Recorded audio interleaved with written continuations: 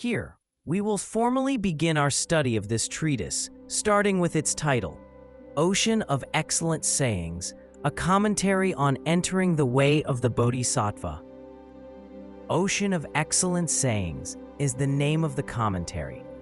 The phrase excellent sayings refers to the complete and profound elucidation of the Mahayana classic Bodhicaryavatara. The word ocean signifies the vastness and depth of the text, rich with scriptural references and rigorous logical reasoning, just as the ocean is considered the source of countless treasures. In this way, the commentary serves as a source of both teachings and proofs, hence the metaphorical title, Ocean of Excellent Sayings. This commentary was composed by Asanga, not the Indian Asanga, one of the 6 ornaments, but a Tibetan master of the same name, born around 1259 CE, over 700 years ago. I won't elaborate much on Asanga's life story here, as his biography is included in the previously translated Ocean of Excellent Sayings. I encourage everyone to read it closely. Learning about the life stories of both Shantideva and Asanga deepens our appreciation of the text we're studying. This is no ordinary work, it carries blessings. Unlike modern authors who may write for financial gain, social recognition, or fame, these ancient masters wrote from a place of profound spiritual realization.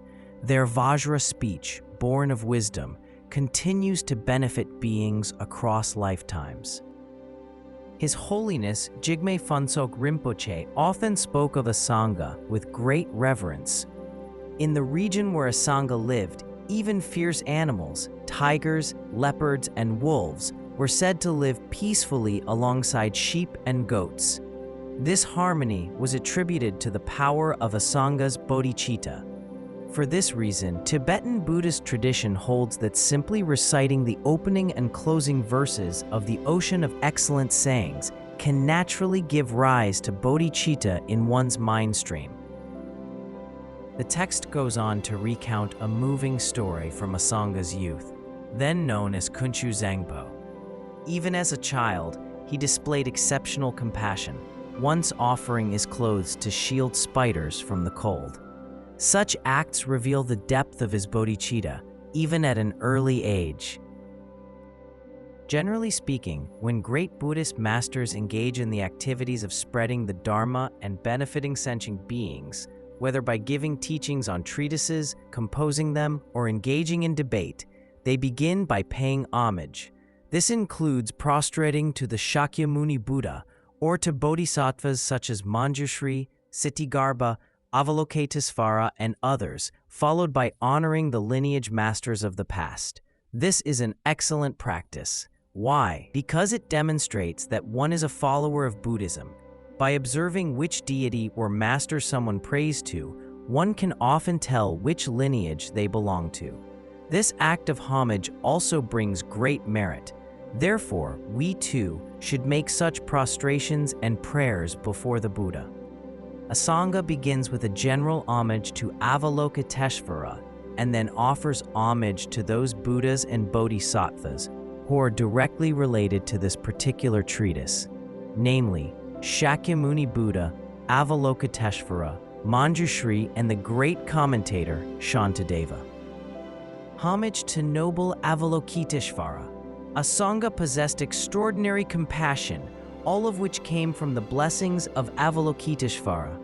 This is evident from his biography, which shows that he had a remarkable and profound faith in Avalokiteshvara.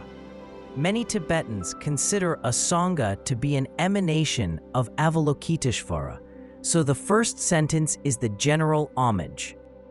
With compassion for all beings without exception, churning the ocean of bodhicitta and 2 accumulations, the wondrous clouds of the 3 kayas of intrinsic nature, not dwelling in nirvana, gathered densely layer upon layer, universally raining down the sublime Dharma nectar free from the 4 extremes and self-grasping, before the son of Suddhodana, who extinguishes the fires of affliction and opens flowers of benefit and happiness. I bow in reverence. The explanation breaks down each part. With compassion for all beings, this verse refers to the causal stage of Shakyamuni Buddha, during which he lovingly cared for all beings. Specifically, he first generated bodhicitta before the Buddha Dipankara, then accumulated merit for an immeasurable number of kalpas, ultimately attaining the Rupakaya and Dharmakaya. Afterward, he turned the wheel of Dharma 3 times according to the capacities of beings. Churning the ocean, clouds gather. This is based on an ancient metaphor. Just as churning the ocean produces water vapor that forms wonderful rain clouds, similarly, churning bodhicitta and the 2 accumulations, merit and wisdom, produces the Buddha's 3 kayas that don't dwell in nirvana. Not dwelling in nirvana means that unlike Shravakas and Pratyeka Buddhas, who remain absorbed in the extreme of cessation, the Buddha transcends both existence and quiescence, going beyond all conceptual extremes. He fully realizes the 3 kayas, Dharmakaya, Sambhogakaya, and Nirmanakaya. Raining down Dharma nectar. Just as dense clouds naturally bring rain, the Buddha's attainment of the 3 kayas naturally brings forth the nectar of sublime Dharma, which is free from self-grasping and the 4 extremes. Extinguishing fires, opening flowers. Just as rain extinguishes fires and causes flowers to bloom, the Buddha's 3 turnings of the Dharma wheel extinguish the fires of afflictive emotions in beings of the 3 realms. They also bring forth the flowers of temporary benefits, such as rebirth in divine and human realms and ultimate enlightenment. Before the sun of Suddhodana, this honors our supreme teacher in this world, Shakyamuni Buddha. His noble aspiration resembles a pristine white lotus, unstained and radiant. As a later disciple, the author bows with deep reverence at his feet. Homage to Avalokitesvara, merely by the light of the Noble One's name. When it enters the ears of any being, it can dispel the darkness of their mind. Before Lord Avalokitesvara, I bow in reverence. This verse expresses the Bodhisattva's inconceivable power of blessing. Simply hearing the name of Avalokiteshvara, whether one is human, non-human, or even an animal, can dispel mental suffering, confusion, and afflictive emotions. As stated in the Universal Gateway chapter of the Lotus Sutra, when countless beings are caught in suffering, if they wholeheartedly recite the name of Avalokiteshvara, the Bodhisattva will respond to their cries and help them all attain liberation.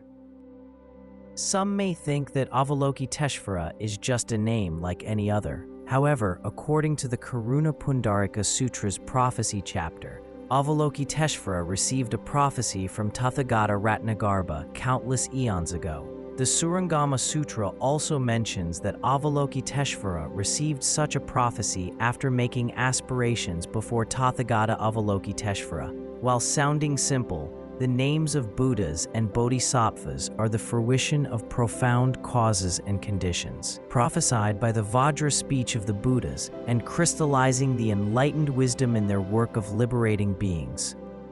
Only those with merit can hear the names of the Buddhas and the Bodhisattvas.